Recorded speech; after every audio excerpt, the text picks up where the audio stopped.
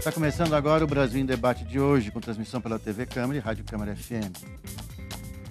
A medida provisória que altera um novo Código Florestal já recebeu cerca de 600 emendas e provoca debates sobre a autonomia dos estados, proteção das florestas, recuperação da vegetação, perenidade das nascentes, anistia e daí por diante. Eu vou conversar sobre essa questão, sobre esse assunto, com os deputados Luiz Carlos Reis, do PP do Rio Grande do Sul, e Bongás, do PT do Rio Grande do Sul. O deputado Bongás, se não me engano, o senhor é o presidente da comissão. Comissão mista dentro do novo rito, Isso, que exatamente. é o novo rito das medidas provisórias. Exatamente. Isso. Tem uma comissão de 13 senadores, 13 deputados, tem o presidente que coube a mim presidir, o relator é o Luiz Henrique, nosso senador, foi governador de Santa Catarina, o vice-presidente é o Jorge Viana, do Senado, e na casa oponente, então, digamos assim, aqui, o relator é do Senado e o relator revisor é da Câmara, que é o deputado Edinho Araújo, e o vice-presidente é do Senado. Então, na verdade, essa é a composição do novo rito das medidas provisórias. Okay. Agora, eu até comentei nessa abertura, quer dizer, que são centenas e centenas de emendas. Quer dizer, isso tem algum significado? Quer dizer, quando a gente pega esse número de emendas, nossa, então a questão ainda está motivando debates, polêmicas, conversas, discussões. É isso mesmo? Quer dizer, a gente está longe de um consenso em relação ainda a esse tema do Código Florestal ou não? Acho que já houveram avanços, Inimar, com relação à lei que já foi sancionada pela presidenta. Eu estou nesse assunto desde 2001. Retomamos em 2008 e agora estamos em 2012 ainda debatendo esse tema, né? Eu acho que já avançou bastante no projeto que a presidenta sancionou, que foi votado na Câmara em primeiro turno, foi ao Senado Federal e votou em segundo turno na Câmara, ok? Agora, alguns detalhes estão sendo discutidos nessa medida provisória, né? As emendas, apenas para esclarecer o telespectador, são muitas emendas repetidas, né? Então não são 696 emendas, né, deputado Bongás? Então são muitas emendas que são as mesmas emendas. Sim. Então daqui a pouco deve ter umas 200, não sei como é que vocês classificaram ali, que são emendas iguais. Né? Mas em torno de 20 blocos, daria para dizer assim, temas sobre os quais versam. Não passa muito dos 20 temas. Né? Uhum. Deputado Agora, Bongás, sobre isso, só para ter também uma ideia, não, são muitas emendas. Bom, por um lado é bom, é porque a sociedade está interessada no tema. Segundo aspecto, se nós colocamos, são 696 emendas, mas nós somos 513 deputados, mais os senadores, porque são das duas casas, então, na verdade... Dá um para um, quase. É isso, então, na verdade, também não é essa amplitude. Mas, olhando elas, de fato, o que acontece? Uma entidade, muitas vezes, manda para todos os deputados uma sugestão de emenda. E aí muitos deputados assinam e encaminham. Foi isso exatamente que aconteceu. Agora, o que eu gostaria de colocar, assim, os temas principais ainda que nós queremos, e sobre os quais nós estamos debatendo, né, Reis, para ver se a gente chega no entendimento, porque nosso desejo é poder votar ainda, né, no primeiro semestre agora.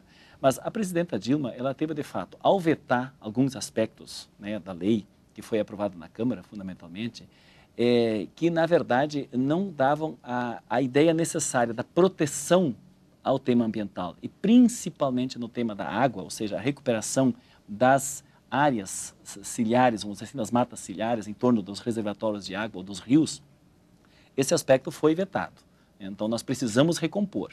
E ao ela apresentar uma justiça social, eu diria, porque ela fez uma escadinha, uma tabela, que quem tem até um módulo, que são 65% das propriedades no Brasil, recupera 5 metros, quem tem até 2 módulos recupera 8 metros, quem tem até 4 módulos, que aí já dá 90% das propriedades do Brasil, recupera até 15 módulos, e assim vai fazendo uma faixa progressiva para que exatamente o que todos diziam, de que precisamos permitir que o agricultor preserve, mas ele não pode, ele precisa manter a sua produção. Então, a área plantada. Então, exatamente, houve uma justiça diferenciando o agricultor familiar do agricultor, né, com maior propriedade. Então, acho que esse aspecto é importante. Nós queremos preservar isso. E os aspectos pelos quais tem um embate grande ainda é sobre um tema que se coloca princípios ou se não coloca princípios. Nós achamos que tem que colocar princípios, né, que são importantes. Queremos, sobre isso, colocar o princípio da preservação ambiental, mas também um princípio que é necessário produzir alimento. Eu acho que nós podemos chegar no entendimento sobre isso. Agora, eu queria te perguntar uma coisa, tá? Porque eu andei lendo um pouco sobre essas questões na MP, e duas questões me chamaram a atenção. Uma delas, nascentes perenes. O que é nascente perene? Que conceitos são esses? É que nós temos, quando é nascente perene, significa que ela sempre tem água jorrando. Sempre tem água, né, saindo dessa nascente. E as nascentes aí são bases para inícios de rios, inclusive, né, de lagoas ou de lagos, enfim. E a intermitente é aquela que aparece de tempo em tempo. Então, nós temos regiões... Sobre regime de chuvas, por exemplo? Regime de chuvas ou, por exemplo, no norte e no centro-oeste, fundamentalmente, onde nós temos regiões onde são longos meses de chuva, que é considerado tipo o inverno daquela região, chuvas. Então, nós temos afloramento temporário, ou seja, intermitente. Então, qual é o grande debate que nós estamos fazendo sobre isso? Eu, particularmente, tenho a seguinte opinião, que nós precisamos preservar. As perenes, não tem dúvida nenhuma que tem que ser preservadas. Mas as intermitentes, no meu entender, também precisam ser preservadas. Por que razão? Se durante 2, 3 meses, ou mesmo que sejam 6 meses, porque aí tem o inverno, as chuvas mais alongadas e as menos alongadas, no caso, menos chuvas, se neste período em que não tem a chuva e tem a exploração agrícola, ou seja, maquinário pesado passando naquela região, arando aquela terra ou fazendo com plantio, tem uma grande possibilidade de não ter mais o afloramento daquela água não aflorar mais. Então, na verdade, o debate que nós estamos fazendo é que nas intermitentes também possa haver a proteção. Então, é nesse sentido que está tendo o debate sobre a perene e a intermitente. Deputado Heinz, você quer falar alguma coisa? É nessa questão específica que a gente aí diverge. Porque o que nós estamos vendo é o seguinte, nascentes, ok, todo mundo concorda que nós temos que preservar as nascentes, né? Que são nascentes de qualquer curso d'água, nascentes que originam um curso d'água depois. E essa é uma questão importante no Rio Grande do Sul, no seu estado, hein? Qualquer estado, por exemplo, no Rio Grande do Sul, não, principalmente. Agora com essa seca estranha no Rio Grande do Sul.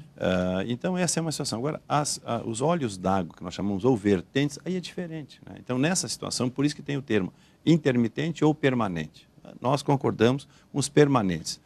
Olho d'água permanente, a nascente, as nascentes, todas as nascentes. Nascente dá origem a um rio, dá origem a um arroio, uma sangue, enfim. Então, esses casos têm que ser preservados, certo? E aí tem que ter um raio na volta dessa área preservada, 30 metros, 50 metros, enfim. Então, essa é uma questão. Outra definição também que é polêmica, e nós queremos ver se a gente consegue ajustar, é um curso d'água. Onde é que vai fazer um APP? Num curso d'água. Primeiro estão as vertentes ou nascentes. Nascentes todas preservadas, isso nós concordamos. As vertentes, né? Quando ela é permanente, ok. Quando não é permanente, não tem por que preservar, que ela vem de vez em quando, né? Nos períodos chuvosos do ano. Assim também são os cursos d'água. Hoje, pela legislação, um curso d'água natural ou um curso d'água artificial. O que é um curso d'água artificial? Eu planto arroz. Então, na minha lavoura, tem valos de drenagem e valos de irrigação, canais de irrigação e canais de drenagem. Hoje, quer dizer, até ontem, antes da lei, lá no meu estado, os órgãos ambientais diziam que tinha que fazer, inclusive, APP nesses canais de irrigação e canais de drenagem que foram construídos pelo produtor, entendeu? Não tem porquê. Então, essa é uma situação. O que é artificial e o que é natural? Eu não consigo entender uma coisa, desculpe te perguntar, porque você falando nisso. Por exemplo, se a gente vai no Nordeste, a gente vê lá o Jaguaribe, por exemplo, que é um rio imenso, tem 1.000 e tantos quilômetros, lá no Ceará. Uma parte dele é intermitente. Quer dizer às vezes a gente passa na ponte assim e só vê onde passou água uma hora daquela, uns tempos atrás. Então, haveria um tratamento diferente nesse caso ou não? Eu não estou falando no rio, Neymar. Agora estou falando em cursos d'água. Um curso d'água com 1 metro de largura, 2 metros de largura. Isso hoje existe no Brasil inteiro, no meu estado, em qualquer estado. Ali 3, 4 meses por ano não corre água nunca. Então não tem por que aquilo ser um APP. Fazer APP de 5 metros, 8, 15 ou 50 metros num curso d'água disso aí. Então, essa é a discordância que o senhor tem. Essa é a discordância que nós temos. Não, mas é uma discordância... Então, esse é o caso. Quando é intermitente, ok. Se eu for fazer isso ali, é uma situação que nós defendemos isso. Agora, logicamente, tem gente que pensa o contrário. Então, definição de curso d'água permanente e curso d'água intermitente. Definição de nascentes, concordamos todas as nascentes. Agora, também, né, as vertentes ou olho d'água que sejam também permanentes. Essa é a definição que nós estamos defendendo. Porque nós pensamos diferente, e é bom que a gente possa fazer esse debate, porque nós entendemos o seguinte. Veja bem, nós temos um rio, a água não passa todo o tempo. Então, é intermitente.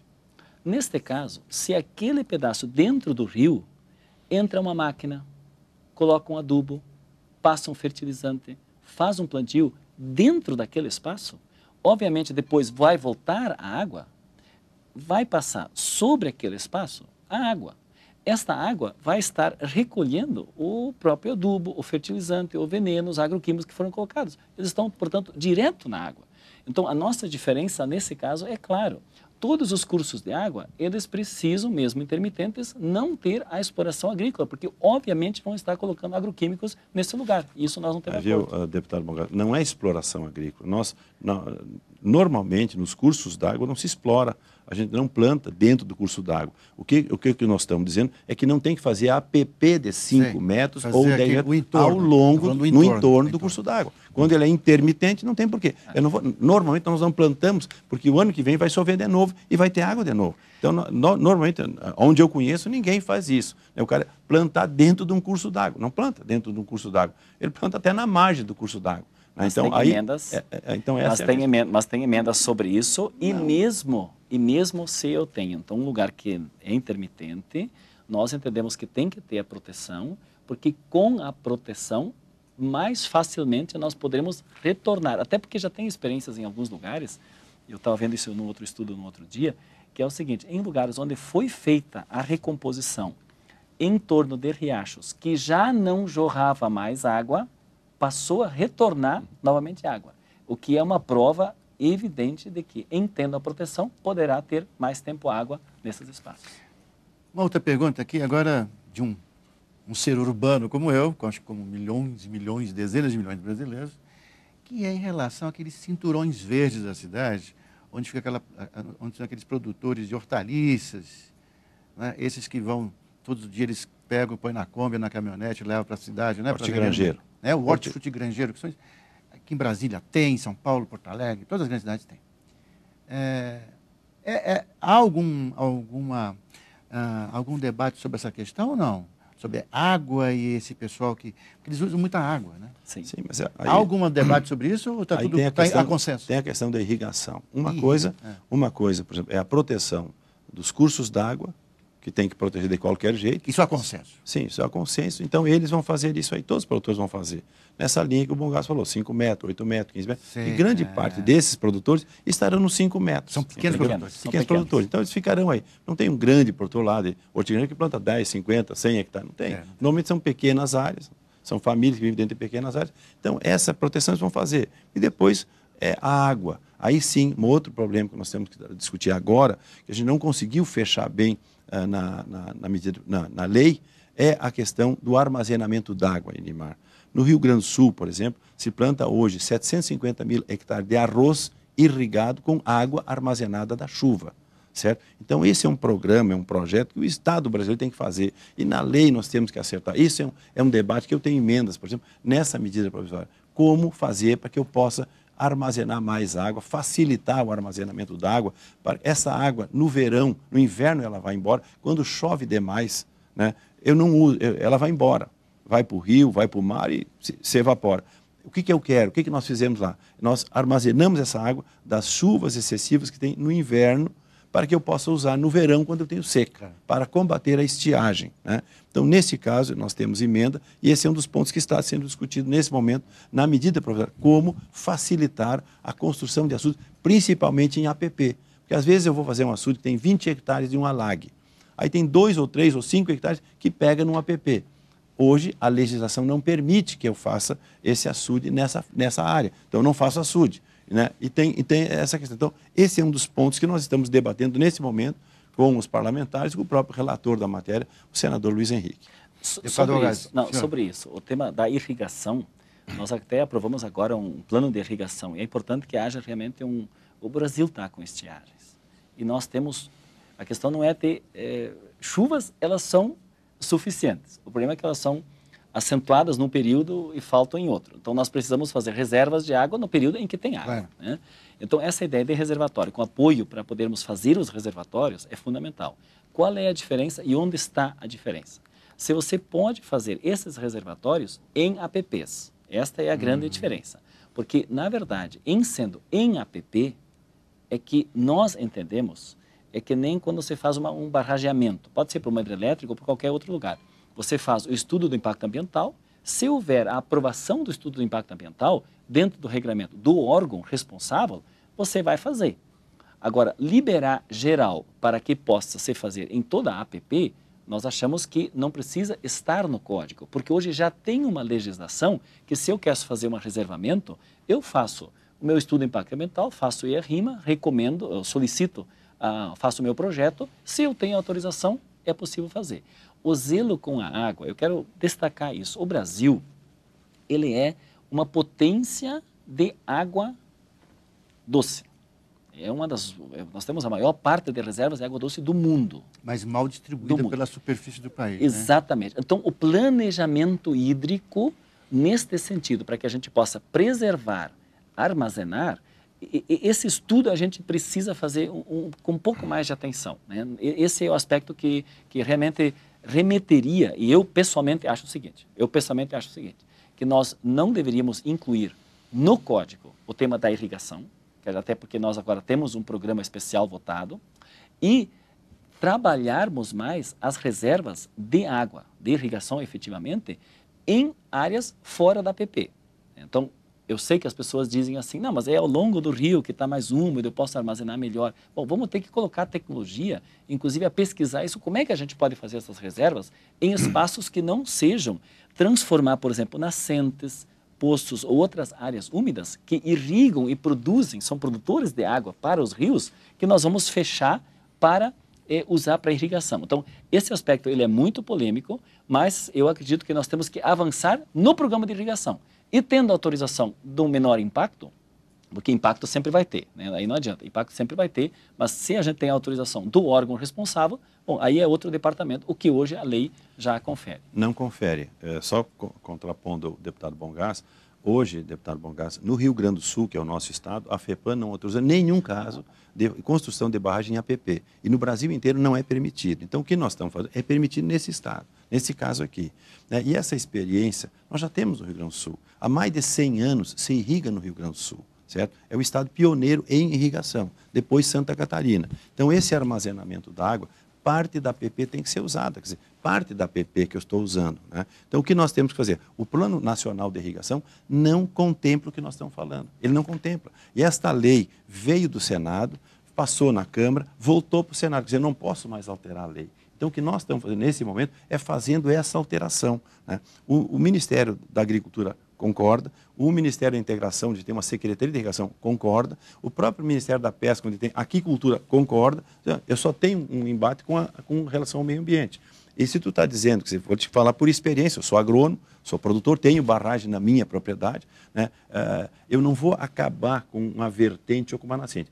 Essa vertente continuará jorrando água, o excesso d'água sai pelo ladrão e vai para os rios, para as sangas normalmente. Quer dizer, ela não fica, quer dizer, quando o barramento que a gente fez, o açude, a barragem, ela está cheia, ela transborda, tem um canal que essa água irá para um rio, irá para uma sanga, um arroio e vai para um rio. Sempre é assim. Então, se a gente fizer numa APP, numa nascente, por exemplo, eu não estou matando a nascente. No momento que ela transbordar, ela vai embora. Tem um vertedouro que essa água sai. Então, eu acho que nós precisamos... O Brasil, Inimar, planta 50 milhões de hectares com grãos e fibras e frutas, enfim, 55 milhões. Hoje deve ter 3 ou 4 milhões irrigados no Brasil. Pô, eu tenho um espaço enorme. Nem 10%. E essas águas hoje, no Rio Grande do Sul, deputado Bongás, nós plantamos 4 milhões de hectares de soja e 1 milhão de hectares de milho. 5 milhões de hectares. Tem 80 mil hectares irrigados nessas áreas. 5 milhões de hectares. E vou lhe dizer por experiência, porque eu sou agrônomo e conheço o que eu estou falando, nós, se fizermos todos os açudes possíveis na metade norte do estado, onde está praticamente a soja, nós, quem sabe, chegaremos a 1 milhão de hectares irrigados. Não tem local. Vai em Erechim, vai em Passo Fundo, vários locais, não tem local para barramento d'água nesses lugares, entendeu? Não teremos lugar. Já te dou por experiência minha, já conversando com a Universidade de Santa Maria sobre esse tema, onde já fizeram estudos de locais próprios para barragens particulares, não é barragens grandes, como estão fazendo lá, barragem para irrigação ou barragem para hidrelétrica. Não tem local para fazer isso. Aproveitando todos os rios existentes, né, todos os rios existentes, e acumulando água onde é possível acumular água, eu vou chegar no máximo, no meu estado, a 1,5 milhão em área de 5 milhões, uma terça parte. Agora, se eu restringir, como ele está dizendo, nesses locais da APP, Eu não chego nem a 500 mil hectares, na área que mais precisa. E nós tivemos agora uma perda de 10 milhões de toneladas em função da estiagem. Imagina se eu pudesse irrigar pelo menos uma terça parte dessa parte. Pô, eu teria reduzido esse problema com relação à irrigação.